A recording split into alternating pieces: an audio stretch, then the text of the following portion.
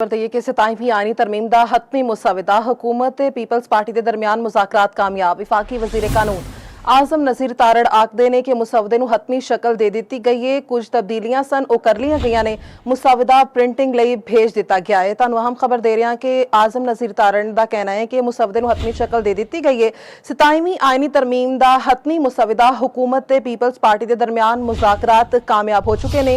नाजरीन तुहानूं अहम खबर दे रहे हैं कि कुछ तब्दीलियां सन वो मुसवदे विच कर लिया गई ने ते मुसविदा प्रिंटिंग लई भेज दिता गया है। 27वीं आईनी तरमीम दा हतमी मुसविदा हुकूमत ते पीपल्स पार्टी के दरमियान मुज़ाकरात कामयाब। मुसवदे नूं हतमी शक्ल दे दी गई है। कुछ तब्दीलियां सन वो भी कर लिया गई ने ते मौजूदा मुसविदा प्रिंटिंग लई भेज दिता गया है। आज़म नज़ीर तारड़ दा यह कहना है कि 27वीं आईनी तरमीम दा हतमी मुसविदा प्रिंटिंग लई भेज दिता गया है। मुसवदे नूं हतमी शक्ल दे दी गई है। कुछ तब्दीलियां सन वो भी कर लिया गई ने। 27वीं आईनी तरमीम दा हतमी मुसविदा हुकूमत ते पीपल्स पार्टी के दरमियान मुज़ाकरात कामयाब हो चुके हैं।